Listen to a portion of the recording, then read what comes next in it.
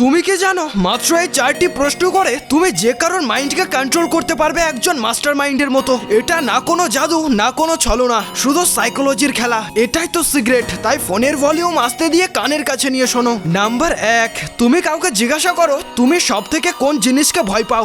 এই প্রশ্নের উত্তরে তুমি সামনের জনের দুর্বলতা জানতে পারবে, না চেঁচিয়ে একজন মাস্টার মাইন্ডের মতো। নাম্বার 2, যদি তুমি তোমার জীবনের থেকে একটা জিনিসকে বাদ দিতে চাও কিংবা চেঞ্জ করতে চাও, তাহলে তুমি কোন জিনিসটাকে চেঞ্জ করতে চাইবে?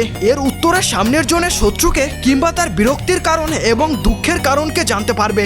নাম্বার 3, আজ থেকে 1 বছর পর তুমি নিজেকে কেমন ভাবে দেখতে চাও? এর উত্তরে সামনের জনের মাইন্ডসেট এবং তার জীবনের দিশা জানতে পারবে।